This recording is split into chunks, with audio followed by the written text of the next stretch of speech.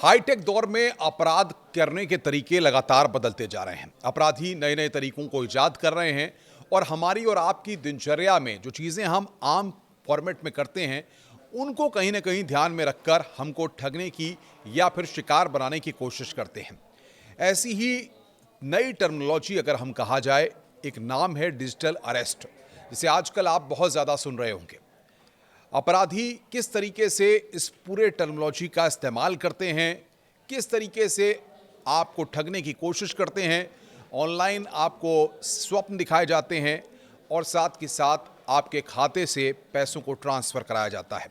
किस तरीके से ये पूरा डिजिटल अरेस्ट का प्रोसेस होता है और किस तरीके से आप जैसे तमाम लोग अब तक डिजिटल अरेस्ट के शिकार हो चुके हैं और साथ के साथ महिलाएं, पुरुष, नौजवान तमाम लोग अब तक डिजिटल अरेस्ट में लाखों रुपए गंवा चुके हैं। इन तमाम चीज़ों के बारे में आज हम आपको विस्तार से बताने जा रहे हैं कि आखिर डिजिटल अरेस्ट क्या होता है, किस तरीके से जो पुलिस है वो इस तरीके के मामलों को लेती है और किस तरीके से आपको शिकार बनाया जाता है। ये पूरा प्रोसेस कैसे होता है और आखिर डिजिटल अरेस्ट क्या है, यानी कि डिजिटल गिरफ्तारी। आप समझिए, पुलिस की टर्मिनोलॉजी में या फिर अगर कहा जाए कि पुलिसिया जो प्रोसेस होता है उसमें डिजिटल अरेस्ट कुछ भी नहीं होता। पहली तो ये बात आप समझ लीजिए। लेकिन जो ठगने वाले पूरा प्रोसेस अपनाते हैं वो पूरी चीज़ हम आपको बताने जा रहे हैं कि किस तरीके से दरअसल ये ऑनलाइन पूरी तरह से एक घोटाला है, या कहा जाए कि ऑनलाइन ठगी का पूरा एक गोरख धंधा है तो गलत नहीं होगा, जिसमें धोखेबाज कानून प्रवर्तन या सरकारी अधिकारी या पुलिस की वर्दी पहने आपको वीडियो कॉल करेंगे, व्हाट्सएप कॉल करेंगे, जिसमें किसी अधिकारी की तस्वीर लगी होगी, जबकि वो अधिकारी रिनोन्ड ऑफिसर होगा या किसी राज्य का पुलिस का अधिकारी होगा या किसी राज्य का कोई अधिकारी होगा। उसकी सिर्फ तस्वीर का इस्तेमाल किया जाता है और वीडियो फुटेजेस में या उसके चेहरे का इस्तेमाल किया जाता है और आपको ये बताने की कोशिश की जाती है कि आपका ये पैसा, आपका ये गिफ्ट, आपका ये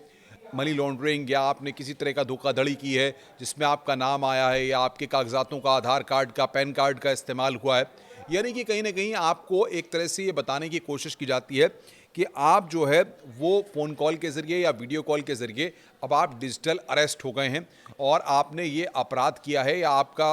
इस अपराध में आपकी संलिप्तता रही है। इसके बाद जो व्यक्ति है वो अमूमन डर जाता है, वो समझ नहीं पाता कि किस तरीके के हालात हैं या किस तरीके की स्थितियां हैं और घबराया से रहता है। कई बार तो हमने कुछ मामलों में ऐसे देखा है कि 24 से 48 घंटे भी लोग डिजिटल अरेस्ट रहते हैं, जबकि ये सिर्फ ठगों द्वारा तैयार किया गया एक मकड़जाल रहता है, होता कुछ भी नहीं है।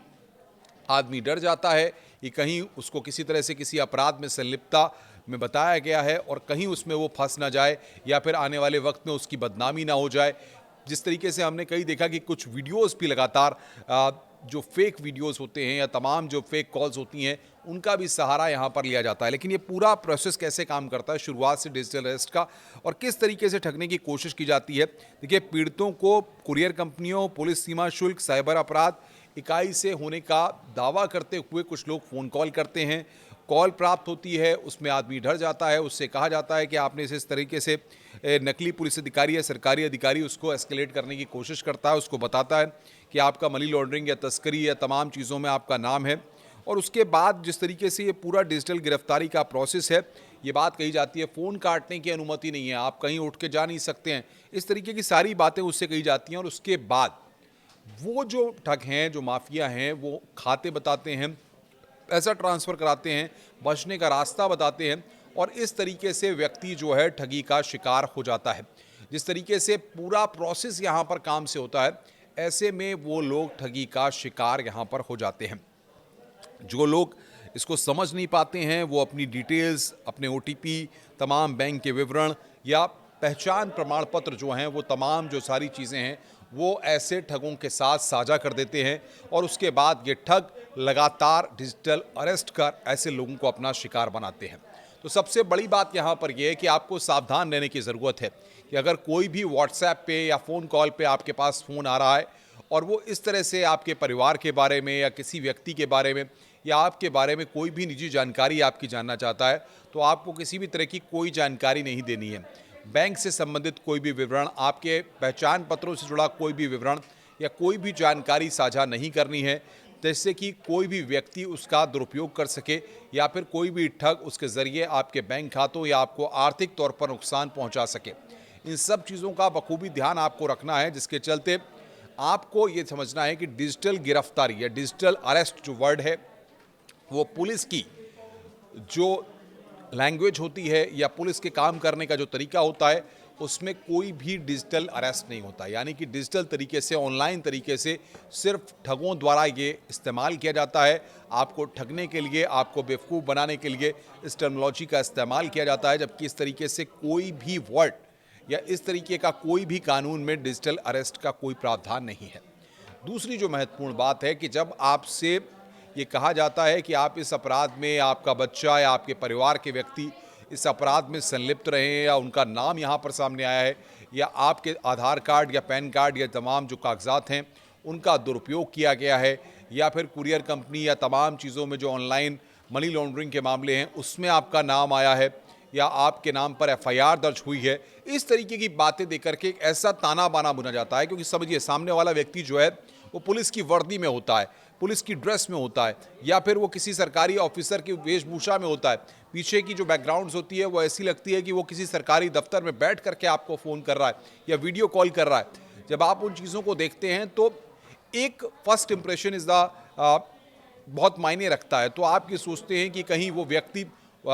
वाकई में सच तो नहीं बोल रहा है या सच बोल रहा है, और आप धीरे धीरे उसके द्वारा जो बातें कही जाती हैं, आपके बारे में जो कुछ छोटी मोटी जानकारियां उसके पास होती हैं, आजकल सोशल मीडिया अकाउंट्स पर तमाम जो जानकारियां होती हैं, उन जानकारियों के ज़रिए वो जानकारियां हासिल कर लेता है और उसके बाद जो है फिर ये ठगी का पूरा जाल बुना जाता है, जिसमें धीरे धीरे आदमी फंसता जाता है और फिर उसके बाद ये कहा जाता है कि अब आप डिजिटल अरेस्ट हो गए हैं। और सबसे बात समझिए, अगर आप देखें तो साइकोलॉजिकली अगर आप किसी भी व्यक्ति से कहें कि आपको गिरफ्तार किया जाता है, आपको हथकड़ी लगाई जाएगी, आपको जेल में रखा जाएगा, इसमें आपको 6 साल की सज़ा हो सकती है, तो वो व्यक्ति अपने आप एकाएक घबरा जाएगा, वो समझ नहीं पाएगा कि किस तरीके के हालात हैं।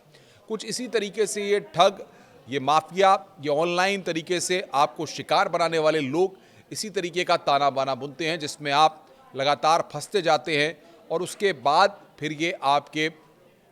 खाते या तमाम जो आपकी जानकारियां हैं उनके ज़रिए पैसों को ट्रांसफ़र कराते हैं। और जब तक आप चीज़ों को समझ पाते हैं या जान पाते हैं, तब तक ये आपको लाखों रुपए का चूना लगा चुके होते हैं। तो ऐसे में सावधान रहने की ज़रूरत है, गंभीर रहने की ज़रूरत है। और आपको ये बात समझनी होगी कि डिजिटल अरेस्ट या डिजिटल गिरफ्तारी कोई भी कानून में प्रावधान नहीं है। ये सिर्फ ऑनलाइन माध्यम से लोगों को ठगने का एक ज़रिया है, लोगों के साथ फ्रॉड करने का एक नया तरीका है, जिसको आज के तकनीकी के दौर में ये तमाम ठग अपना रहे हैं और आपको बड़े स्तर पर चूना लगा रहे हैं। नमस्कार।